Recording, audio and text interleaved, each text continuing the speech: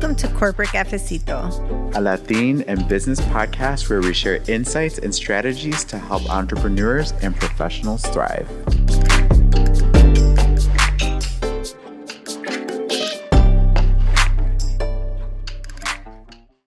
Hi everyone, welcome back to Corporate Cafecito. Yo soy Nayeli Suarez Gas. Y yo soy Carlos Butler. Bienvenidos.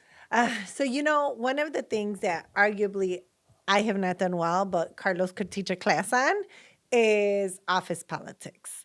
Now, when we say office politics, this is not governmental politics. This is when you go into the workplace and pretty much, I guess, it's part of culture, right? Would you say? Yeah, I think it's culture, and I think Why don't you define it for us so we know what we're talking about? yeah. So, and I gotta say, I mean, I think.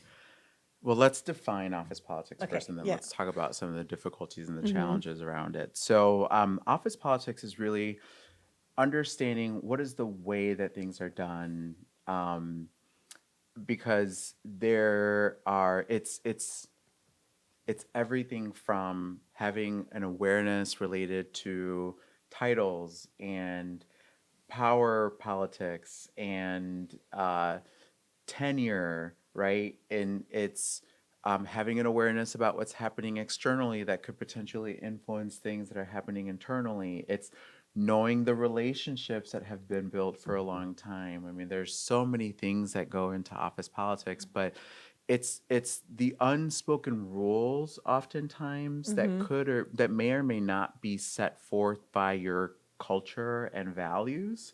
And I say that because the reality is that I think most companies think that most of the work that's being done is being set by their values, by their corporate values, but it's having an awareness of those and then understanding how to navigate through those things. There was this funny meme. I love funny memes. I laugh at them all the time. I literally look up memes just because, sometimes I need comedic relief, and that's how I get it. But one of them that I read was sometimes starting a new job feels like you're a new character in the fifth season.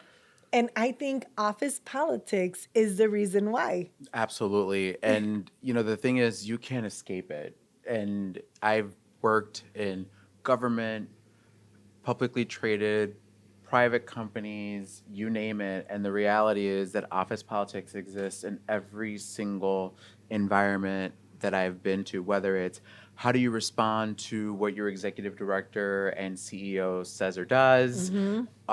It's understanding succession planning and knowing who might potentially be in line for a particular position. Yeah. All of these things that maybe you don't necessarily get visibility into, but exist around you, and you have to figure out how you're going to. And more often than not, I would say I think most people have a hard time. I certainly have had a hard time discerning what those things are. I'm sure you've probably talked to many people in your coaching business where I have. And you know what? I will say I was so naive, Carlos. So naive. And I think back to even when I started in corporate, just like some of the rules and that I had to learn. I remember it was casual Fridays. So I wore jeans and a t-shirt. And someone came up to me and says, "We do not wear concert tees to work." Concert tees. I know. Okay. I was like, "It's not my fault. You didn't go to Mana, right?" Yeah, but it's but also, but I didn't how would I know that? I didn't know that. Yeah. I was new to that world. I had never been in a Banana Republic, which seemed like where everyone got their clothes at that time. It was the 90s. Shout out. Yeah. Banana Republic. They have nice stuff. Did you know that? No, Okay. I didn't.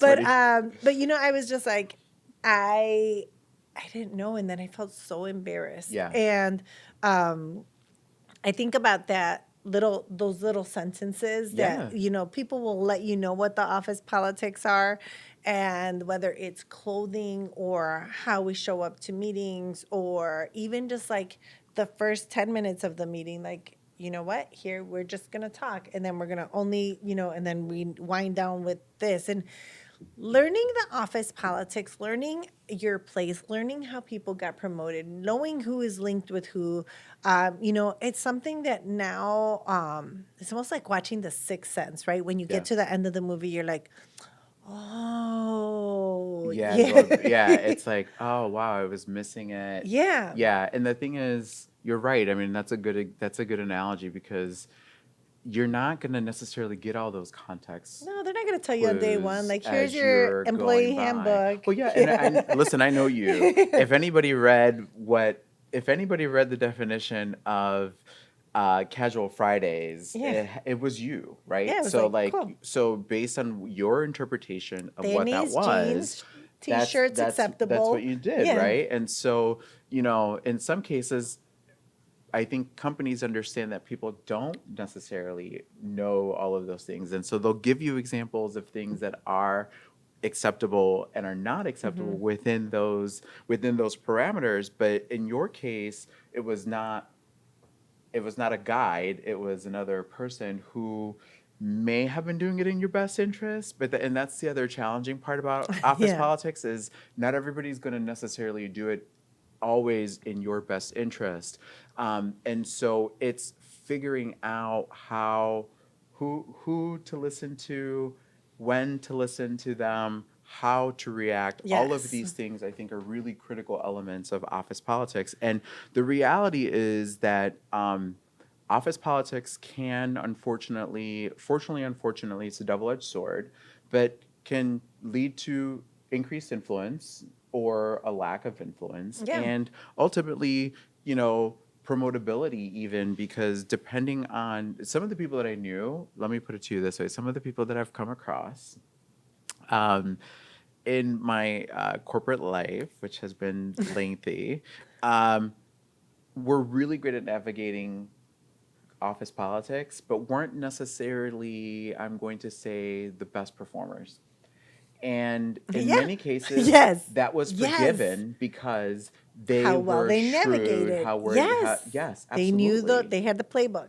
So, I tell people, and this is good advice for everybody, when you start a new job or on a new team or in a new building or whatever, do not make a friend on the team for at least 30 days. You could be friendly, but don't start opening up. Don't start like hold it in Yeah. until you know the office politics, Yeah, right? absolutely. And so, let's talk a little bit more about what it is and what it isn't, because I think Mm-hmm. that there's some misconceptions. Yep.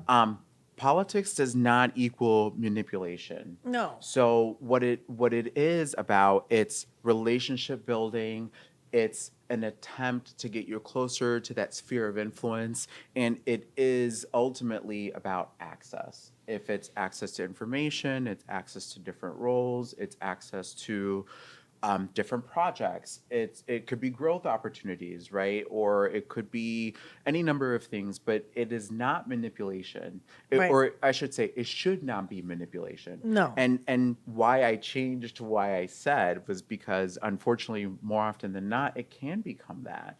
And so, how do we make sure that Easily.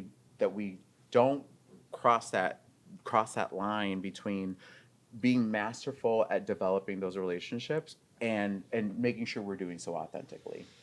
Whew.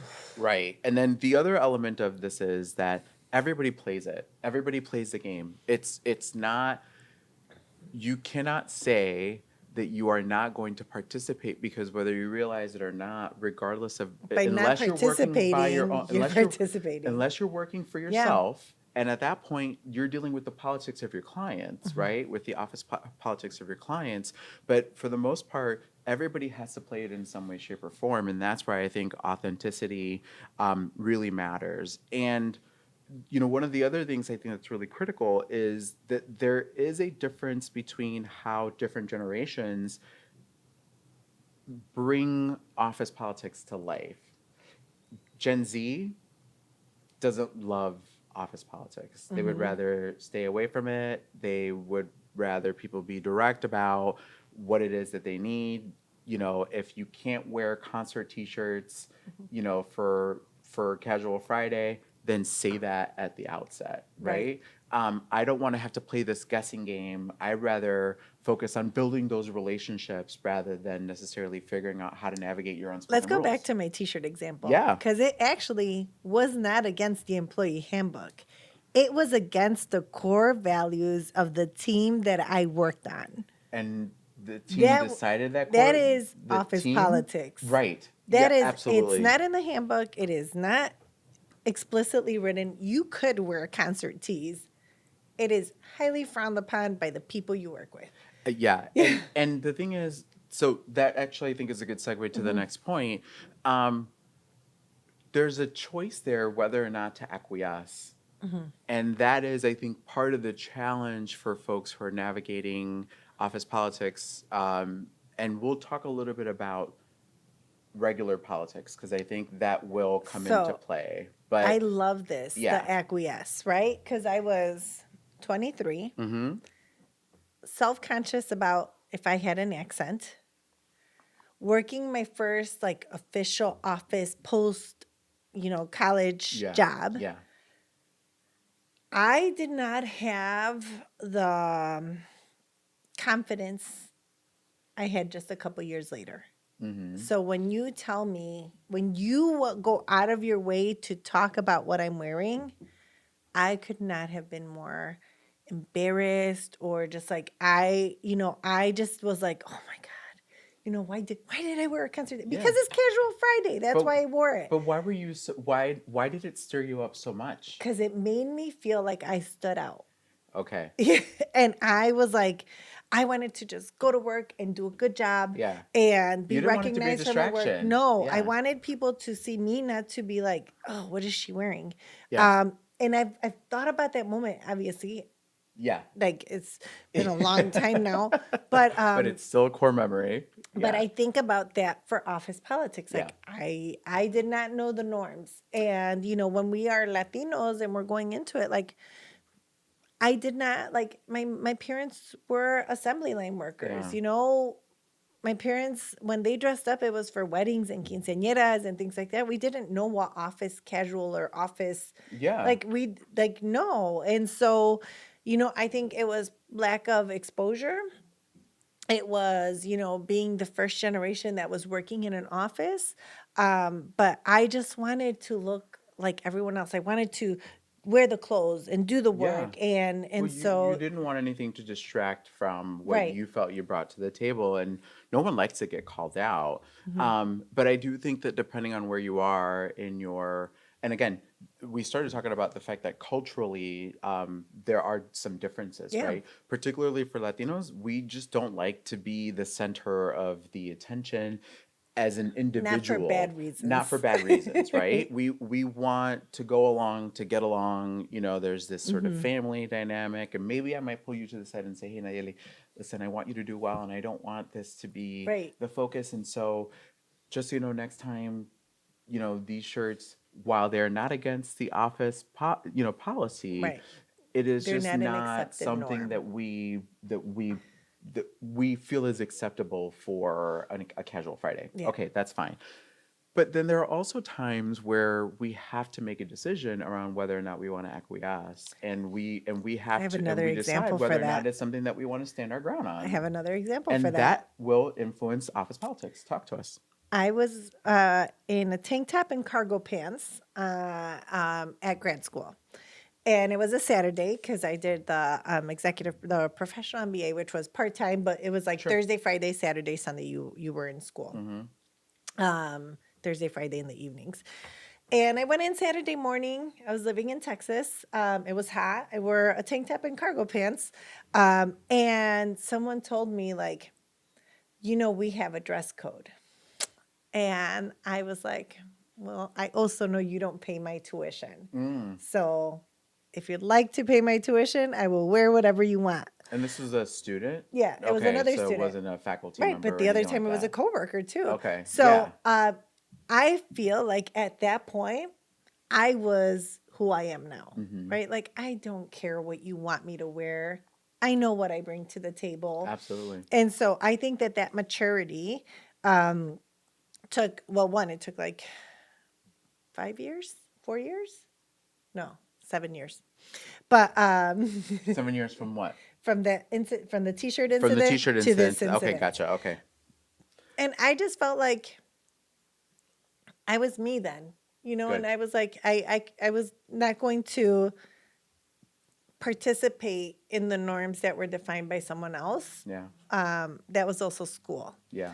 At work, you know, I found my style. I was a little, but I found my I didn't style. I love wear that. concert tees again. I love that.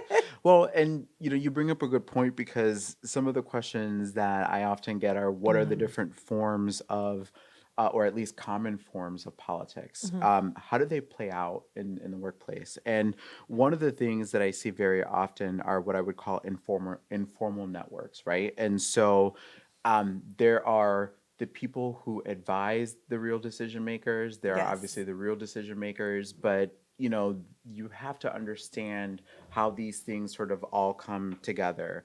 Another way that I see very regularly this come down to is who gets invited to what. Mm, Again, so the first one really is around the who. The next one is really around access, right? Because who gets invited to what often dictates who can be a part of certain conversations or who can't necessarily be a part of certain conversations. It starts to define the in crowd versus the out crowd, yes. and that can sometimes be really uncomfortable. Some folks will jump at an opportunity to get on a private plane with the CEO, for example. I've always wanted to get on a private Well, plane. or it could be, maybe it's a dinner Yeah. that the CEO is hosting, or maybe you're invited to talk about a particular topic to your executive management team, and then you get to go to lunch with everybody else. Like, who gets invited to what really starts to define some of the politics that are kind of taking place or taking hold in the workplace. And then the last thing is what we would call kind of the power of perception, because and that's where your brand comes in. That's Mm-hmm. where if you continue to wear your concert tees, you could be defined as potentially the perception of others is this is someone who really likes to lead in her own direction. She's not afraid to stir the Yeah. pot up a little bit. And it's okay. We need that. We want that. We want folks to be able to do that. That could influence your perception, the perception others have of you and your brand in some way, shape, or form, and starts to shape again, where you get some of that access, and of course what part of what types of informal networks you may end up being a So part let's of. talk about that Yeah. because I love the topic of perception. That saying, what perception is reality. Reality. Yep. And I I don't ever believe fake it till you make it because I think you can't fake it if you don't have some basic skills. So Mm-hmm. you have to be able to do part of what you're trying to fake in order to efficiently fake it. But how you are perceived is based on who you hang out with, Mm-hmm. your work, and who vouches for you. Yeah. And when you say your work, you mean the quality of your Yeah, work? the Okay. quality of your Yep. work, and who vouches for you. And I think that it's really important, right?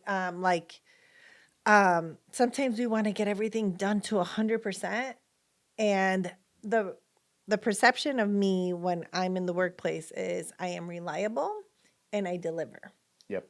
I may deliver something at 60% and another time at 80%, but I'm going to give everybody the foundation and I'm going to get us going. I love that. And oftentimes, if you need to get it all the way to bright, then the perception is, oh, well, when we work with them, they take too long. Yeah.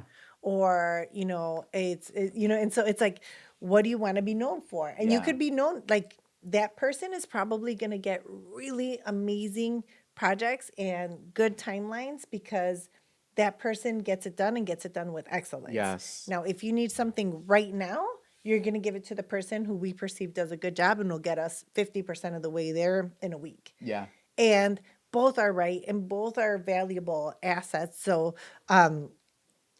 find what you want to be known for. Yeah, absolutely. I think, and also wherever you can, however you can, get feedback from others around what that perception Mm-hmm. is. I am going to say something controversial here, and I know Mm. that you're a career coach, but I'm not a big fan of 360s personally. I hate Okay, 360s. good. I All right. hate them. I They make me feel feel so Oh my nervous. God, I call them drive-by shootings. Because it is the moment where you feel like people come wearing their masks in the middle of the night and they wreak all kinds of havoc. More Yep. often than not, it's not necessarily positive. It's kind of like the way that people feel when they're leaving a Yelp review or something like that. Yeah. I always take those things with a grain of salt because I know that more often than not, people will write a review when it's something that Bad. they haven't Yeah. necessarily right. And people tend to forget all of the great times that Yep. you made them feel really good, which is why I'm a big fan of in the moment coaching Hmm. whenever possible, or more immediate coaching, within that sort of 3 day time period. Oh, yeah. Tell Um, me what I did wrong right yeah, away. absolutely. Like Yeah. I want to know And I want to be able to fix what's it. going on. Yeah. Yeah. And so I do one of the things I would encourage to all of you is to really think about, so there's two things here. If you are the employee, who are the people that you can go to get some of that feedback so that you can ask, hey, what are people saying about me? What are people what did you hear? This is what I intended to say, where you can have a little bit of Yeah. that repartee and people can say, well, that's interesting. I didn't hear that when you said that. And maybe it was your tone, maybe it was da da da. Or you know what, Nayeli? I think you're a badass, and people think you're a badass because you've chosen to wear concert T-shirts on casual Fridays, and we value that because that I don't know if you've noticed, but that's given us it's made us feel like we More have a little bit more of flexible. a Yeah. voice, or we feel more comfortable coming into work, because this is how we've always wanted to come into the office. So it's interesting that you said the 360. So I'm gonna take us back there. I got my 360 one time and it was very bad, but I had just taken over a team and they had not had strong leadership. I was their third lead in like 2.5 years. And I remember I got the 360 and I had to go talk about it with my boss's boss. And he was like, look at how your team rated you. And I'm like, no, that is not how my team's rating me. That's how my team's rating you. I'm Mm, like, I just got this team. Of course they don't like me. They don't know who to call daddy. yeah, And, they're trying to figure it out. And I'm coming in and I'm not the same as the last person, but it sounds like they didn't like him. And the yeah. last person before him probably, so I'm like, so I'm inheriting And yet you've been a here all negative, three yeah. years. Yeah. I'm inheriting a very, negative team. And if I would have been on that team, I would have said the same things, Yeah. right? Lack of leadership, no and so I was just like, Oof. yeah. So I was like, nope, none of that's me. That's a great. I know. I'm getting a little nervous just thinking about you having that conversation. But you're right. I mean, I think and the thing is, along the way, you probably realize very quickly that you've probably felt confident because maybe you were getting different feedback directly from your Yep. team than you were maybe, from what you And I saw on love the my team. 360, right? Yeah. But the other part of it is you probably, used your own coaches as you were going along. And so Well, when it's I it's got something that to keep in team, the mind. first thing they told me to do is you got to fire some of the people on your team. And I was just like, The team told oh, you that? my, Oh, like, you're yes, okay. I'm like, okay, so You're like, great. All right, we're just getting Okay, going. so So that actually brings me to a piece of advice that I yeah. give everybody every time I coach them. Do not accept feedback from someone whose advice you would not take. If you will not accept their advice, do not accept their feedback. If you will not accept their advice, oh, I like Don't that. Do accept not their accept their feedback. feedback. Yeah, but you know what's funny? Some of those people are the ones who are really good at the office politics. And so I will say, don't do as they do, Hmm. but see what it is that they do so that you can figure out, what it is. Because I've been in that Hmm. situation where, someone's who's really good at office politics, but not very good at necessarily their job, has been like, you should do this or you shouldn't You're do like, that or da da da. mm, And you're like, interesting. Because I want to get promoted for good reasons. I want to be able to do a little bit of both, but I love that. Do not accept feedback. feedback from someone who you Whose would advice you not wouldn't who you take. wouldn't take. Absolutely love that. and Yeah. And actually, let's Say talk. it the other way. If you would not accept their advice, do not Do accept their not accept their feedback. feedback. Yep. Thank you. Yeah. There we go. We'll make sure to put that on the. We'll make sure to put that on the takeaways. You know, so let's talk as we sort of wrap this up. Let's talk a little bit about maybe some of the pitfalls, because I do think that you're.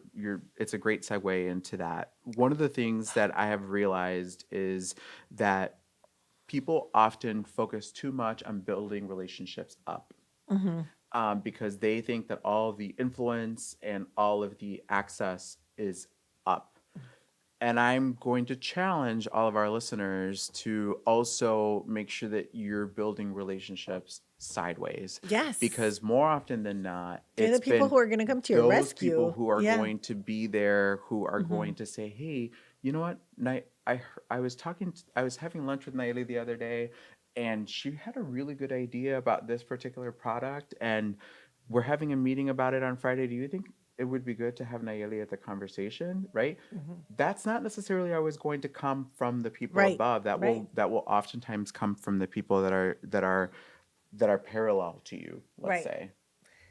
Um, okay. I know we were talking about taking on additional projects or cross Yeah. collaboration, right? Yeah. And I wanted to say like there was an instance someone does their job really well and they were asked to take on, you know, some additional projects and they said no.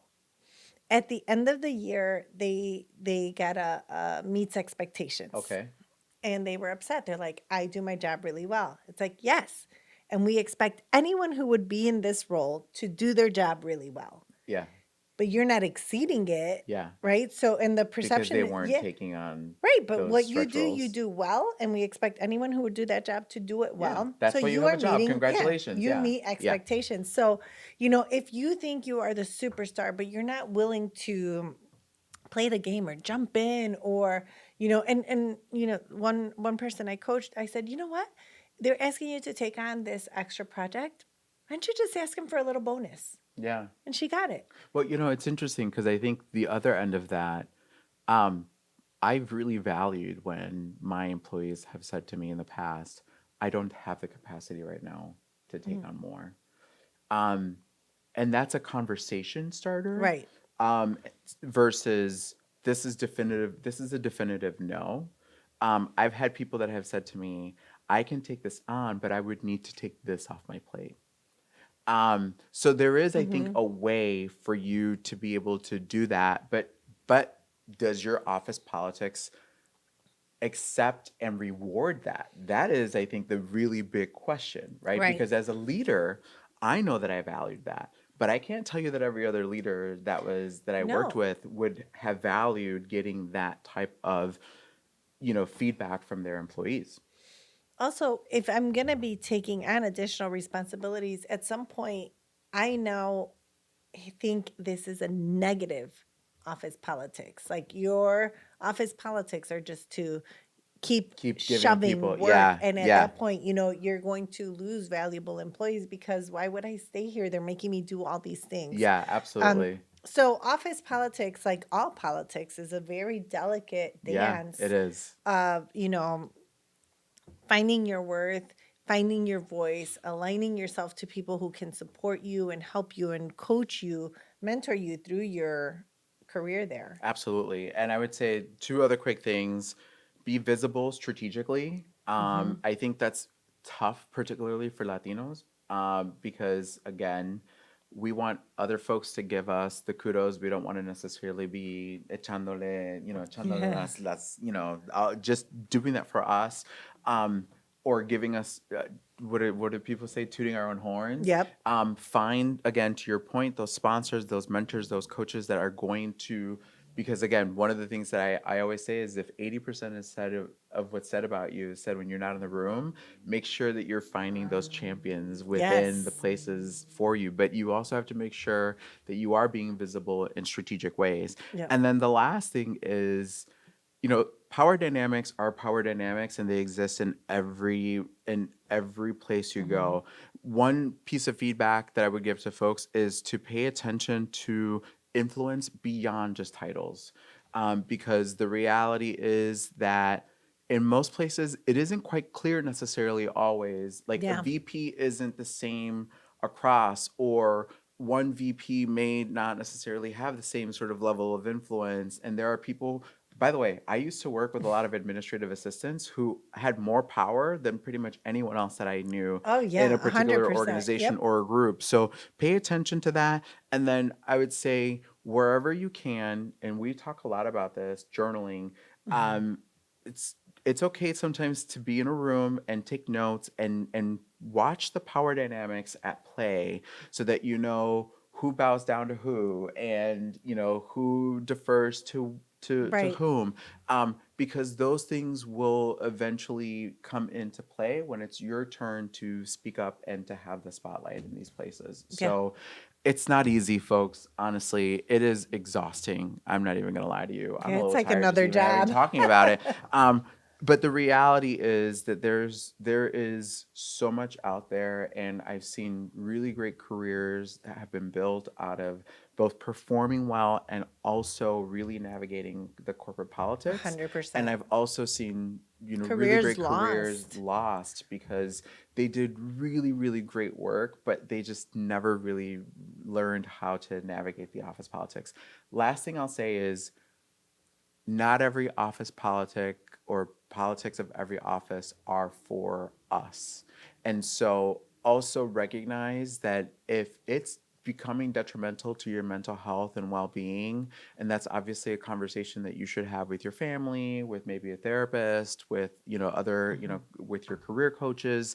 But there are times where we do have to recognize that there's a particular set of norms that Yeah. just aren't necessarily for us, and we may have to make a difficult decision to probably move Yeah. on from that. So just as we're talking about this, I think it's important to also recognize No, that I while it agree. may not necessarily always feel like we have a decision, nothing is worth your mental health and well-being. So just Yeah. please keep that in mind. No, 100%. I agree. And I think it's really important to know your boundaries when you're in the workplace and to say, like, you know what, I can do that. I can't do that. Or, you know, I'll play or I choose not to play. Yeah. And you can be successful with not without engaging in the office politics. It may take you a little longer, or it Yeah. may just, but you know, you have to do ultimately what's comfortable for you. Absolutely. And you've given just some examples of how things can change so quickly. One of the things that has always been important to me is to make sure that I feel like I'm being authentic, regardless of who's in power, regardless of who's the CEO, who's Yep. my boss for the moment, or maybe for the next 3 to 5 years. You know, so these are all things that I think are play into our decision of how, not Absolutely. if, because Yeah. again, we all have to play it, but certainly the how we do this, and really ultimately potentially the where. Yeah. 100%. Good. All Well, right. hopefully you Yeah. found this, you know, really helpful, and we're really grateful for you to have tuned in to yet another episode of Corporate Cafecito. Yeah. Aquí los esperamos la próxima vez. Hasta pronto.